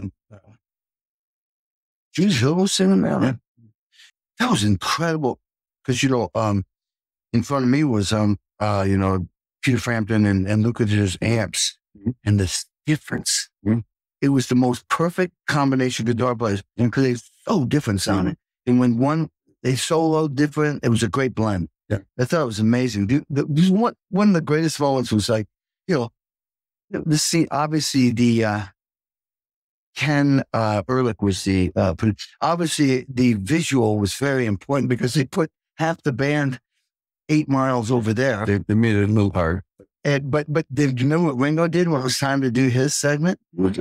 Made him reset the whole thing. Yeah, I sure do. Yeah. Made him reset it because he said, I play with a band. Yeah. So at the end, as you know, that there were these elite seat diners, Tom Hanks, his wife, Ringo Starr's wife, Paul McCartney's girlfriend. Yoko was there? What? Yoko Ono was there? Yoko Ono was there. And then Harrison's widow was there. Mm-hmm. And then there was Tom Cruise, Johnny Depp, and somebody else, Sean Penn, they're all there. I go out there. Now I'd met Ringo because we did the Grammys the night before. He photographed. Yeah, photograph. Yeah, that was. And then 2 weeks prior, you once again served me up great. We did that tribute at David Lynch Foundation where we played 4 songs with Ringo, honoring him, Killer Band, Ben Montage, and all this.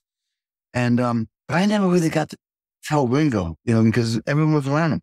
I go out there, and I see Ringo, and I'm acknowledging him, but Ringo's applauding me, sitting down, going, "Bravo, Kenny, bravo." And I get on one knee because I'm thinking, I got to tell, this is my moment. And before I get there, anything, because I'm on one knee, he goes, "It's okay, I'm already married." His wife was just dying laughing. But what I told him was like, "You're the reason why I play drums. You're the reason why I play rock and roll. You and the Beatles set me on a course at age 10 that I've been on ever since. I just want to thank you. I mean, you helped me realize my purpose in life." And I walked away. I mean, that was it. It was like, bam. Yeah. It's deep. It's really deep. Yeah. So I mean, thank you for including me on that. It was like one of the heaviest moments. I mean, sheesh. Was it weird? What was it like doing producing Bob Seger since, he was your godfather in Detroit? Well, it was very comfortable, because because he's the archetypal Detroit guy, man, and especially the tracking, we had a lot of fun. When I think about those records from the period, I do think about Ed Cherney, who I miss. Yeah. And, Ed Cherney was the recording engineer who I started working with him on Nick of Time, his first record we did together. And he just passed away a few years ago. We had a lot of adventures. Oh, yeah. And what a combo you guys were. The three of us had so much fun. And he was a large part of keeping the bringing cool and relaxed because he was just such a lovable guy, with a big heart, and everybody picked up on that. Everybody yelled in, and his engineering was superlative, man. But if you listen to Nick of Time, the genius of Ed Cherney, and Nick of Time and Luck of the Draw, you can hear it afterwards. He actually refined it a little more. Was that he'd come to L.A. Bruce Sudian brought him, from Chicago, but Bruce was Quincy's guy. So he'd assisted Bruce on like Michael Jackson records and stuff. So he knew how to make it big. He knew how to make a big record. Yeah. Bonnie's record was supposed to be intimate, but instead making it dry, which would have been tepid, he just tightened everything up. So it had all the effects on it, but the delay times are real short. And he did a hi-fi, highly produced sound that also felt very intimate. It was deceptively it wasn't as intimate. There were more effects than you think on there. And he didn't go too far with it. He didn't go far with it. He was so nuanced, and no one had ever done that. He invented that sound. It became very popular in the 90s, subsequently, after Nick of Time. But he was a genius behind the board, being the most beautiful soul, man. And when I can't think about those times without thinking about him, because he was such a part of that. That was one of the greatest times in our musical journeys, and he was part of it. I love it because he had that smile and go, Kenny, bring that, I like that pink snare. Bring that pink snare. He's like this big guy, but he talked like a little kid. Yeah. Great laugh. Yeah. So the record label, I mean, what is that? Did producing, I mean, because you're running a whole room, did that help you segue into, are they completely different? Is it a totally different world? Was it like running? It was a new skill set, the business part of it. I had no idea how to run a record. Well, you learned from that job you had in Detroit. I guess I never wasn't that me to be at Dale Carnegie the foundation. See? No, I showed up at Capitol Tower. What happened was I was producing John Mayer, and an album called Born and Raised, 2011. We had a night off. I went up to jazz to hear this guy, Gregory Porter, great singer, like maybe the finest singer facing the earth today. And he was just playing this little club band. He was just getting started. And I stayed all 3 sets. I wasn't there to hustle for work or anything. I was just there to enjoy myself. Just drank coffee, ate ribs, and listened to this great singer. Next morning, I was having breakfast with my buddy Dan McCarroll, who had been a drummer, and he's married to Jane Oppenheimer, who worked with us all through the 90s. Oh, yeah. Yeah. So Dan, he'd gone from being Sheryl Crow's drummer to being the president of Capitol Records. At the end of the breakfast in New York, I said, it's still part of Capitol, because if it is, you should sign this guy. I saw this, Gregory Porter. He said, no, you should sign. And he offered me this job, like out of nowhere. Yeah. And, my goal in life was to get through life without taking a job. So now I made it to 58, and I thought, I'm home free here. But I was such a Beatles fan from when I was a teenager. And I collected the records, and I loved everything that they represented. And I couldn't turn it down, man, because any other record company, it was a lot of work. It was a lot of learning. And my big fear is that, you have X amount of synapses that you can keep open in the brain at any given time. And to learn something new, you got to close something else down. So I thought, all right, I got to learn how to read a profit and loss estimate. I never did that. I didn't even notice. Did you job that out? If you're going to run a business, you got to understand how it operates, right? So I got to be able to read that. So I'm going to learn how to do that, but I'm going to have to stop doing some other things. And it's probably going to be left brain, right brain. Yeah, I may never write a song. Well, and that was, do I really want to do that? Wow. Do I really want to rework my brain? And it's like, my songs stink. Why not learn something new? Because really, seriously, songwriting does take up a lot of time. Yeah, well, it takes up a lot of time. It occupies, your brain's got to work a certain way to do it. That's kind of the way you dissected it. So I thought, all right, I'll learn. and I really haven't written much for the last 13 months, but I learned how to run a record company. And it took about 5 years to figure out not just how to do it, but how to be, you got to be yourself. The guy who I succeeded in, which is job, was a guy named Bruce Lumbaugh, who was probably the most revered record executive among artists of all time. Wow. You never heard bad word about him. He was always on the artist side. He ran Columbia Records in the 60s. He was head of Elektra for a while.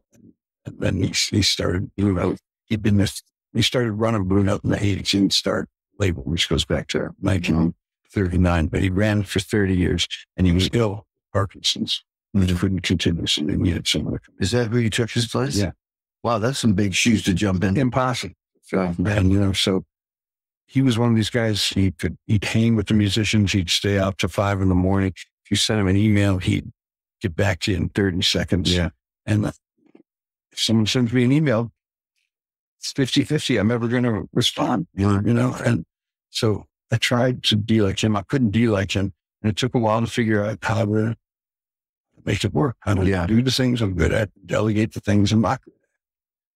It's obviously working because you still got your job. Can't believe it's been 13 years. I'm in my 13th year now, and we're doing well. I'm really proud of it. And it's jazz label. We're not talking like pop radio. We're not talking rap artists. But we have some big artists. We have, Nora Jones is on Blonde, Roseanne Cash, Mark Knopfler is on Mark Knopfler? Yeah, he put out his records in the U.S., yeah. I always wanted to play with Mark. He's badass. It's badass, man. I'm learning a song for this Earthside thing called The Bug. It's cool. It's all groove, man. It's just picking, like country picking on a guitar. It's badass. Yeah. It's a Dire Straits song. Yeah. So when you're on the road, like, with Bob Weir, right? Being on the road. I get up early in the morning, do Z calls. How many hours a day when you're on the road do you have to put in on? It varies. It's just, there's no rule, but I take care of everything that's got to be taken care of. How many artists are signed on that label? Probably around 30. Do you handle everyone? There's 6 people who work at Records. Yeah. And everyone does everything. It's all hands on. That's incredible. And I'm really fortunate that, to tell you the truth, one of the reasons I was reticent about taking the job was because I didn't like record companies. In my experience, there were the people who showed up at your sessions, told you, give you bad notes about what you were supposed to do. And if you listened to them, and in spite of how they might have ruined the records, it still became a hit, and they'd steal your money. That's what I thought. And your credit too. That they take. No, I told you it was a hit. Yeah. Right? That's what I thought. Yeah.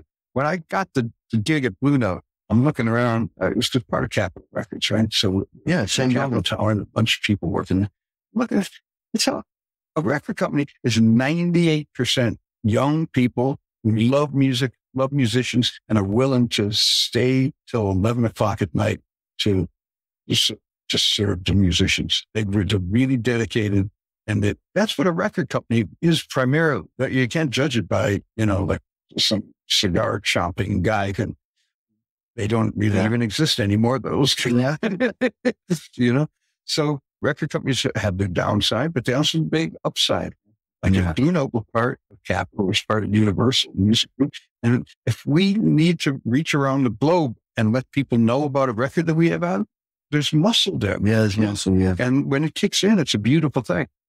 That's incredible. So I love the job. I'm really proud of the artists that we have signed right now. It's a young group of people, and there's some incredible artists like Emmanuel Wilkins and Joel Ross and Melissa Aldana, the guy I produced earlier this week in New York, Meduto Makatini out of South Africa. Incredible. Nowadays, how do you find new artists? Are they coming to you, or you have to do outreach? You know what I mean?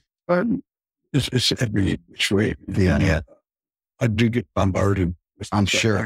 I can't listen to everything. I've got to. Do you have people helping you with that? There's an A&R guy, young guy who's doing a great job. We have very different tastes, which is good. Because I am 71, and I'm aware that. I'm aware that the great music on Blue Note, no matter what era you look at, a lot of it was made by people in their 20s. Line, all the great Wayne Shorter, Herbie Hancock stuff from the 60s They're in their 20s when they made shit. Why they changed the world, those records, and that music is relevant today. Today. Yeah. But You came in, I was playing John Coltrane. He was young when he made Love Story. I know, man. You know? Yeah, I mean, that's incredible. All right, one more story here. Yeah. All right, you got to tell it because I'm going to probably get it wrong. I think we were doing a Willie Nelson record, walked into the studio in LA, and I got to leave. I got to go, or I can't, I got to leave earlier. I can't go tomorrow. I got to leave.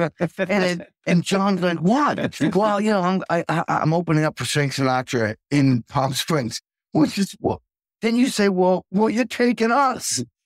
Well, it was more than that. He said, I'm opening up for Frank Sinatra. It's his last show ever, and everybody knows it but him. Right. But this is the last time he's ever going to play in public. It's for the Barbara Sinatra Celebrity Pro-Am Golf Tournament in Palm Springs.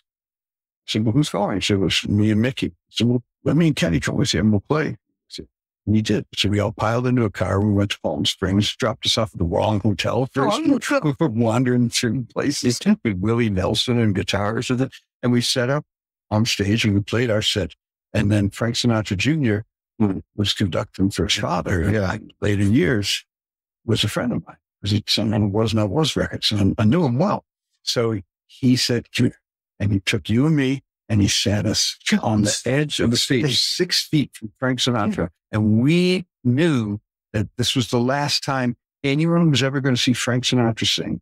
And he wasn't in great shape, but his charisma was totally intact. So even though he had all these TV monitors up with lyrics everywhere, because he wasn't sure where he was a lot of the time, he came out and did I Got the World on the String. I'll never forget it. That was the first song he did. He only did 4 or 5 songs, but even though his voice was shadow with what it once been, his charisma and his magnetism and just his talent for phrasing, totally intact. Yeah. And we were 6 feet away from Frank Sinatra. I know. And then he walked off and that was it, man. We got to witness. Did you end up in his dressing room? I did with Willie. Yeah. I remember it was like, we were like the Three Stooges, one head here, one head here, one head here, looking through the curtain. Yeah. The three of us like kids. Yeah. But thank you again. You made it possible. Listen to my mom's Beatles. Yeah. You know, New Yorkers. This was my mom's Beatles. When I told her that, it was like, you know, it was between her and working with Leonard Bernstein I'm done. You know, so many times you and I have been in a room where like I knew this was like something extraordinary thing, and that we were like Zelig, man. We both felt the same way. How do we get in it? I know. We earned our way in the room, but I don't feel that way. I still feel like I'm 9. Me too. I couldn't believe we were there seeing so much of the stuff that you and I have gotten to see over the years. But that was a really historic moment. But you made it. Your instincts were like coming with you. And we made a bunch of kids jumping in the car. And you know, it was another one I just thought of. Last time we did a Christmas special with Niel Diamond, and he was already starting to, but when that camera came on, wow, it was like Sinatra. Well, you went, that's why this guy became partly why. I mean, he wrote great songs, but this was his, like being on a football field, a football player. I mean, he just went wham. And up to that, he was like kind of like confused and not know where he was going. Yeah, he was start. Yeah. Another thing. We had worked with him 20 years before, too. And we did that Music Cares tribute to him, too. We were hoping with that. Everyone, Jonas Brothers. Yeah. That's right. Yeah. Those Music Care things are incredible. It's incredible. Yeah. Incredible. So, but Neil is, I would have to say he's a misunderstood artist, because the first thing that struck me when we worked with him, when I felt he was really at the height of his powers. You talking about Neil? Neil Diamond. Yeah, we did it at Ocean Way in the big room. He was very present, very cool. I remember I said something. He came up to me and went, "That was a great idea." What artist ever says that to me? I don't know. But he is cool. He's a hip, smart guy. I just remember on that session, we had Larry Knechtel playing piano. And it was a great, I think Richard Thompson was playing guitar. What? And Benmont was playing. Yeah. Richard was in the room? Richard was in? Sure, yeah. I toured Richard with him. and Mark Goldenberg. Yeah. And we cut the song, and I called him up, which is something I would never be so obnoxious as to do this today. But I was, feeling my oats, right? So I called him up, and I didn't know him, never met him. And I said, I think you're a great rock and roll star, and you've lost your way. And I know how to set it back. What an arrogant fucking thing. He should have punched me. And Niel Diamond just paused at the end of the line. And he says, I don't know what the fuck you're talking about, but if you'd like to make a record together, I would love to. And when I was telling him, which I still think is true, is that when he plays the acoustic guitar and sings, that's when he made his best record. Yeah. When he started letting You lost your way, come back to that. Yeah, come back to that. You got to play acoustic guitar and sing. Yeah, that's good, man. And you got to sing live with the band so they react to you. So he hadn't done that in years. He had like done it on stage, but he hadn't done it on making records, just all layered in and overdubbed. So he sat in the booth, and I'll just never forget looking at you, because as soon as he started singing, he was like, "Oh my God, that's that guy! That's that guy!" Yeah, so iconic. That voice coming through the headphones. And we just looked at each other and laughed. It was another one of those moments. Another one was Joe Cocker, hearing his voice. Yeah. That was beautiful, that record. That was a funny thing. I walked in the studio, and I'm like, there's two drum sets, and you come out, and you're going, we're laughing your ass off.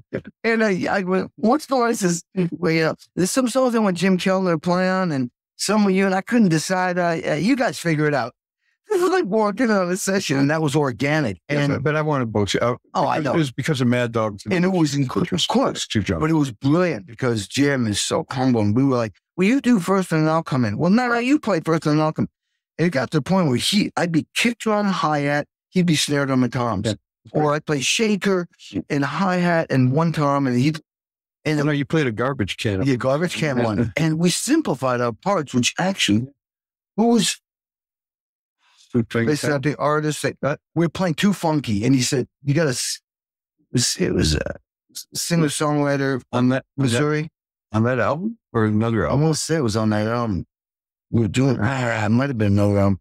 Anyway, that was one of the greatest sounds. Was Billy Preston on that record? Yeah, Billy Preston. Most haunting keyboard sound, unbelievable. Billy Preston was incredible. Incredible. I never heard an organ sound like that. No one played like Billy Preston. No one either. When he died, man, there was...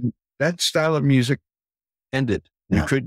No one can do what he did. It was so clear. He was the first, he invented the use of organ in popular music, in rock and roll. So he was there with Little Richard and, right at the very beginning of rock and roll, he was playing B3. When he told me that one time he went on tour with Little Richard, and they went to England, and there was one B3 in all of England, and it broke one night, and you're just screwed, man, because there wasn't a second Hammond B3 in the UK. In the whole UK. Yeah. And so he just couldn't play when the organ broke. That was one of those moments, like you say, Neil Diamond's voice, Joe Cocker's voice, or whoever's voice, and all of a sudden I went, wow, that's incredible, man. He sounded great. And you remember, Billy wrote "You Are So Beautiful," so he'd never played it with Billy before. And actually, I don't think they'd ever talked about, what the big hit it was and what that did for Billy. So we brought Billy in to play on that song, right? So he said to him, how come you never sang the second verse? I always wanted to ask you that. Joe said, there's a second verse? You didn't know that there was a second verse to the song. He said, so drunk when I cut that. I don't remember anything, but I didn't know there was a second verse. So Billy taught him the second verse. And when we cut it for this thing, that was the thing? Joe sang. Oh my God, I didn't even know that. Yeah. And then Randy Newman came in. Oh yeah, Randy. When I went out to Cocker, that would be, I almost start crying. I get goosebumps when he's singing, "You're So Beautiful." It was just so haunting. Well, I remember somebody, a real famous producer, asked me, hey man, what haven't you done that you want to do? And what's your 5-year plan? And I was like, felt like an idiot because I didn't, I don't have a 5-year plan. I guess kind of keep doing what I'm doing, which is exactly what happened. And I went, what do I want to do that I'm not doing? I said, I'm doing everything I want to do. Mm-hmm. I just couldn't come up. I thought like I was like the idiot, like I'm supposed to have like this North Star to go after. How would you answer that? The way I would answer it now is when I turned 70, start thinking about it. I think I'm playing bass better than I ever had in my life. Touchdown? And I'm finally getting got a good lesson from Ron Carter on the string bass, and that really changed some of the technique things I was doing. And I love playing with ears so much.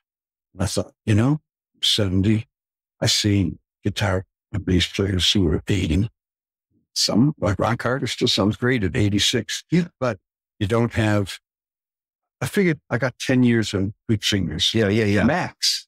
Yeah, I know. So my goal now isn't like to do other things. It's to get better. I want to refine it. Every night, I feel like I'm learning something new. Something new falls into place. The search for what Ron Carter calls it, searching for the perfect notes.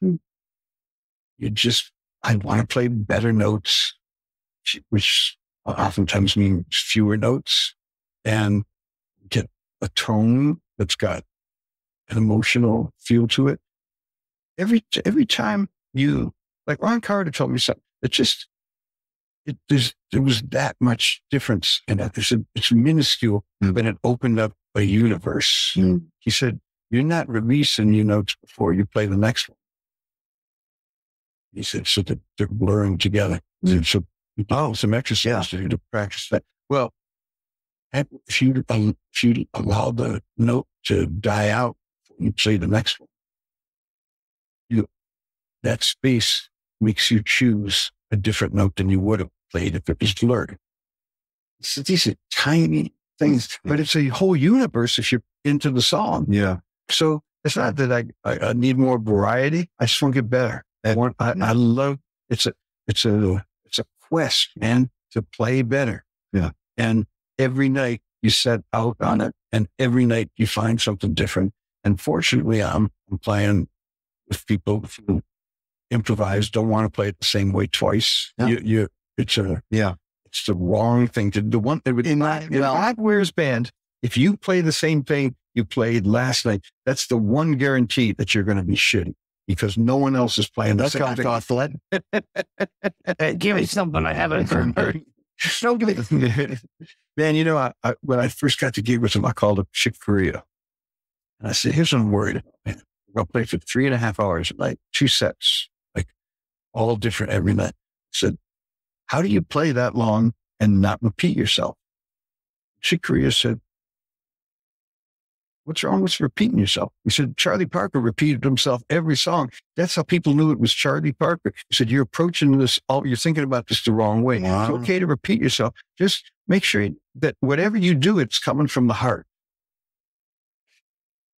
And that gave me license that really relaxed a large part of my fear. Playing Bob. You asked the right guy. I wish I could thank him. Yeah. Thanked him at the time. Yeah, it really helps. That's great to hear that from, man, Darren, man, thank you so much. I mean, we could go forever because we literally have experienced the music business even when we had no success when we were just little kids. We've experienced one of the greatest times in rock and roll, that's for sure. And then to be able to jump in the country, and now you're in jazz. I mean, it's all there. I mean, and we could talk forever. I mean, there's so many stories. Sure, we go like, oh my God, remember that? Yeah. And the people watching, they should know the stories we wouldn't talk about, because boy, there were wild stories that are in the realm of rock and roll. But we're not talking about that on this. I can't remember any of that. Yeah, I know. Yeah. You must be confused. Dude, man. Well, do it again, because it's going to be another 15 years. And 15 years, we'll come back and say, how was your last 15 years? Yeah, we got to do something soon. Yeah. Awesome.